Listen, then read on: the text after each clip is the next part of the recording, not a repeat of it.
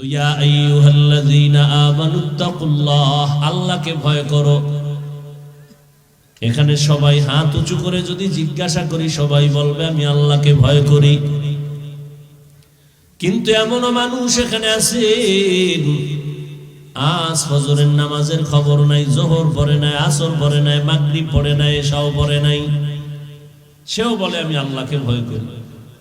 আর আমি 5 ওয়াক্ত নামাজ ঠিক মতো আদায় করি, আমিও বলি আল্লাহকে ভয় করি।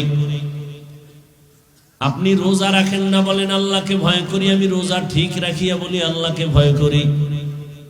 আপনি পর্দা লঙ্ঘন করে বলেন আল্লাহকে ভয় করি। আমি পর্দা রক্ষা করে বলি আল্লাহকে ভয় করি। বলেন দুই ভয় কি সমান? মূলত আপনি আসলে আল্লাহকে ভয় করেন না, ভয় কি জিনিস বুঝেনই না। একজন আল্লাহর বান্দা সাপকে বড় ভয় করে, তার মানে সাপ ধরবে? কথা বলেন না কেন? ধরবে না, বরং সাপ যেখানে থাকার সন্দেহ আছে সেখানেও যায় না। এমন ভয় মাঝে মাঝে ঘুমের মধ্যে সাপ সাপ ভয়া চিল্লানি দেয়। ঠিক এমনি ভাবে যে সন্তান মা বাবারে ভয় করে, ওই সন্তান মা বাবার সামনে কখনো অন্যায় করে না, বেতের বাড়ির ভয়। যেই ছাত্র শিক্ষকের ভয় করবে, ওই ছাত্র শিক্ষকের সামনে অন্যায় করবে না। কেন? বলে শাস্তির ভয়। ঠিক এই জমিনে যেই বান্দা আমার আল্লাহকে ভয় করবে, ওই বান্দা গলায় ছুরি লাগাবে, দাড়ির মধ্যে অস্ত্র লাগাবে না, জাহান্নামের ভয়। আসলে আল্লাহর ভয় নাই।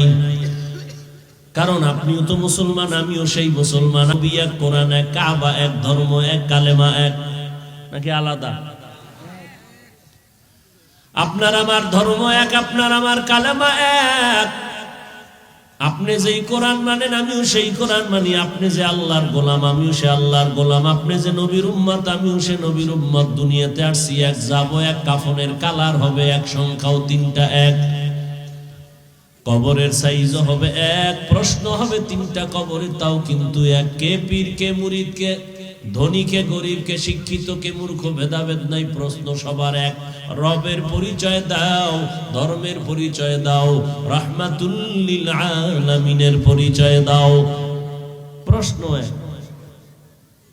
আপনিও মুসলমান, আমিও মুসলমান, অথচ আপনি নামাজ পড়তে কষ্ট পান, লজ্জা পান, আমি নামাজ না পড়লে লজ্জা পাই।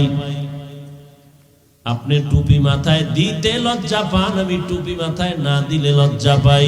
কেমন মুসলমান আপনি? আমি মসজিদে না ঢুকলে লজ্জা পাই, আপনি মসজিদে ঢুকতে গেলে লজ্জা পান। আমি পর্দা না করলে লজ্জা পাই, আপনি পর্দা করতে গেলে লজ্জা পান। বুঝি না আপনি কি ভুলে আছেন না আমি ভুলে আছি, তাও জানি না। যদি আপনারা বলেন হাফিজ ভাই তুমি ভুলে আছো, দলিল দাও, আমি তওবা করে তোমার লাইনে প্যান্ট শার্ট লাগায়া চলি। আর যদি তোমার বিবেক নামের আদালত বলে হাফিজ ভাই তোমরাই ভালো লাইনে আছো, আমরা ভুলে আছি, পা দুটো আগায় দাও, আমি পায়ে হাত দিয়া বলি তওবা করো। ওরে মানুষের শখ থাকে, এইটার মধ্যে জানি কি মজা না। শখ তো মিটাইছো, আর কত? মনে মনে শখ ছিল পার্কে গেলে কি জানি মজা, ওই পার্কে তো কম যাও না, আর কতবার যাইলে তোর আশা মিটবে, তারপরে তওবা করবি। আর আমি তো একবারও যাই না। তোর মতো শখ আমার মধ্যে আছে, কারণ গুনাহের আকর্ষণ সবার ভেতরেই আছে। এ আমার কলিজার যুবক, নারীদের নাচ গান দেখলে কি জানি মজা। এই মজার লোভে গিয়া কত নাচ গান দেখছো, কত গানের আওয়াজ কানে নিছো, আর কতদিন গান শুনবি আর নাচ দেখার পরে তোর মনের আশা মিটবে, তারপরে তওবা করবি। অথচ কিন্তু আমি একবার ওই লাইনে যাই নাই। ভুলে ভুলে দুই একটা অন্যায় হয়েই গেছে, বারবার এজন্য আল্লাহর কাছে তওবা করি, ক্ষমা চাই। জীবনে কত মাইয়ার চরিত্র নষ্ট করেছ রে যুবক, আর কত মাইয়ার চরিত্র নষ্ট করলে তোর মনের আশা মিটবে, তারপরে তওবা করবি বল। জীবনে নেশা কম পান করো নাই, আর কত নেশা পান করলে তোর মনের আশা মিটবে, তারপরে তওবা করবি। দাড়ি কাটলে জানি কি মজা, এই ভাইবা ভাইবা কতবার দাড়ি কাটছো, আর কতবার কাটার পরে বলো তোমার মনের আশা মিটবে, তারপরে তওবা করে ফিরিবা বলো। নামাজ না পড়ার মধ্যে মজা, জীবনে কম নামাজ ছাড়ো নাই, আর কতদিন নামাজ বাদ দিয়া তোমার আশা মিটাইয়া তারপরে তওবা করবা বলো, এবং এটাও বলো তোমার হায়াতের বাকি কত। এমন একটা দিন নাই যুবকের লাশের খবর নাই। করোনায় কত প্রাণ চলে গেল, ছাত্র জনতার আন্দোলনে কত তাজা তাজা যুবক চলে গেল। গাড়ির নিচে যুবকের লাশ, পানির নিচে যুবকের লাশ, ঘুমের বিছানায় যুবকের লাশ। আবার তাকায় দেখো রে যুবক, তোমার মতো বহু যুবক স্কুলেও পড়ে, কলেজেও পড়ে, নামাজ ছাড়ে না, দাড়ি কাটে না। মনের একটু জিজ্ঞাসা করো, তোমার কপাল কেন এত খারাপ? মনের প্রশ্ন করো, বিবেকরে জিজ্ঞাসা করো, রে বিবেক, তোমার মতো যুবক যদি জেনারেল লাইনে থাইকা র্যাব, আর্মি, পুলিশ, বিডিআরের চাকরি করিয়াও নামাজ পড়ে, তুমি কেন পারবা না রে বাবা? তোমার মতো যুবক রাস্তায় গাড়ি চালাইয়াও নামাজ পড়ে, বলো তুমি কেন পারবা না? কার পেছনে ঘুরিয়া কি পাওয়ার আশায় আমার আল্লাহরে ভুলে গেছো? কার পিছনে? যার পিছনে ঘুরো, খোদার কসম সে তোর জানের দুশ্মন। স্বার্থে আঘাত লাগলে দল থেকে নাম কাটবে না, কল্লা কেটে ফেলবে। সোনার বাংলার রাজনীতি ট্রেডিশন, স্বার্থে আঘাত দিবি, দল থেকে নাম কাটে না। এখন ডাইরেক্ট কি কাটে? আমি বানায় বলতেছি, এটা সোনার বাংলার ধান্দাবাজ আর চান্দাবাজের রাজনীতি। আর ইসলামের রাজনীতি, মালিক যেই প্লেটে খাবে, গোলাম একই প্লেটে খাবে। ওই চান্দাবাজ আর ধান্দাবাজের গোষ্ঠী ভালো করে জানে ইসলাম সঠিক, ইসলাম ছাড়াই জাতি শান্তি পাবে না। এরপরও কেন ওরা মানে না? মানতে গেলে ওদের চান্দাবাজি চলবে না, দুর্নীতি চলবে না। এই জন্য ইসলামের কথা কয় কিন্তু নিজে মানে না।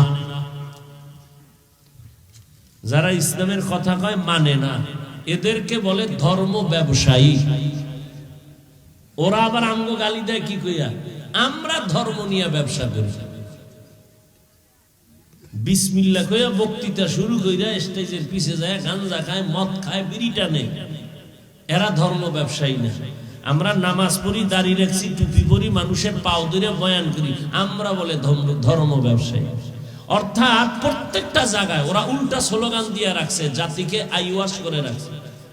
বলে হুজুর ওয়াজ করবেন, রাজনীতির ওয়াজ করবেন না। মানে জাতিকে বুঝাইছে ধর্ম আর রাজনীতি আলাদা।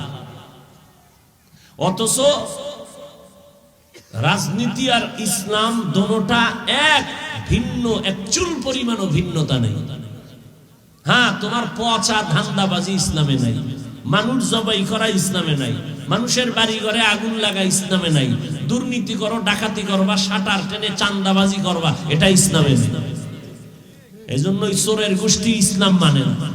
মানলে ওদের চুরি চলবে না, দুর্নীতি চলবে না, জুলুম চলবে না। এজন্য সব জালেমের গোষ্ঠী ইসলাম চায় না। আর এর সাথে তাল মিলাও তোমরা কেন? নগদ 500 টাকার একটা নোট, 1000 টাকার একটা নোট, পরিণাম ফলে কি স্বার্থে আঘাত দিবা? কয়েকদিন পরে শুনবে নাই, লাশ নাই, লাশও নাই।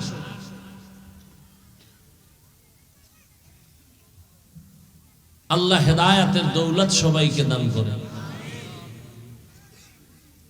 আমরা ইসলাম থেকে অনেক দূরে সরে গেছি, বুঝারও চেষ্টা করি না। কেউ বুঝাইতে চাইলে উল্টা তার উপরে আমরা রাগ করি। যুবক বাবারা, তোমাদেরকে আল্লাহ কি পরিমাণ পাওয়ার দিছে নমুনা দেখছো? তোমাদের পাওয়ার নাই কি? যুবকদের পাওয়ার কত?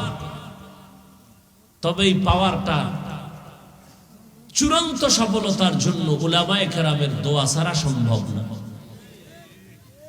এজন্য ছাত্র জনতার বৈষম্য বিরোধী আন্দোলনে সফলতার চাঁদ উঠছে তখন উলামায়ে কেরাম মাঠে আসছে যখন। কিন্তু তুমি সেই উলামায়ে কেরামকে চোখের কাঁটা বানাইছো, তুমি বানাও নাই, তুমি যাদের পেছনে ঘুরো এরা তোমার ব্রেনকে ওয়াশ করে দিছে যে খবরদার আলেমের কাছে যাবি না। অথচ উলামায়ে কেরাম ছাড়া এই দুনিয়ায় তোমার আপন কোনো বন্ধু নাই, সব চান্দাবাজ আর ধান্দাবাজ। নিঃস্বার্থ তোমার কলিজার আপন বন্ধু উলামায়ে কেরাম। উলামায়ে কেরাম এই জাতিকে যা দিছে কেউ দেয় না। নিজের জীবনকে বাজি রেখে ছাত্র নিয়ে মাঠে নামছে যুবকদের এই জাতির কল্যাণের জন্য, জালেমের বিরুদ্ধে। এত সুন্দর আন্দোলনে সফলতা পাইয়া বলছে কি আমগো ক্ষমতায় বসাও? কোন হুজুর উপদেষ্টা কে থাকো জানার দরকার নাই, জুলুম করলে আমরা আবার রেডি, আন্দোলন হবে। এই জাতিকে আর জুলুমের শিকার হতে দেয়া যাবে না। চান্দাবাজার ধান্দাবাজিদের আর সুযোগ দেওয়া হবে না, সব বেয়াদবের চামড়া তুলে ফেলা হবে। যুবক এত ভয় পাও কেন? এত পেরেশানি কেন? উলামায়ে কেরামকে আপন বানায় চলো। দুনিয়ায় তুমি বাচ্চা, পরকালেও বাচ্চা, কোনো টেনশন নেই, কখনোই টেনশন নেই। খবরদার, আর যদি জুলুম করো তো গাট্টিটা রেডি রাখ, জুতা নিয়েও পালাইতে পারবি না, রেডি থাক। এ জাতির কান সজাগ হয়ে গেছে, চোখ সজাগ হয়ে গেছে, আর জুলুমের সুযোগ কেউ দিবে না। গাট্টি রেডি রেখো যারা জুলুম এখনো করতেছ, তোমার পরিণাম ফল ভয়ঙ্কর হবে। আল্লাহ হেদায়াত দান করুন। কিয়ামত পর্যন্ত বয়ান চলবে, মানুষের পরিবর্তন আসবে না যতক্ষণ পর্যন্ত তাকওয়া অন্তরে আসবে না, আল্লাহর ভয় আসবে না। এটা যেমন সত্য, ঠিক ওই আল্লাহর ভয় অন্তরে ততক্ষণ আসবে না জাতি যতক্ষণ উলামায়ে কেরামের নজর নিবে না। কোনদিন সম্ভব না। তাকওয়া এত দামি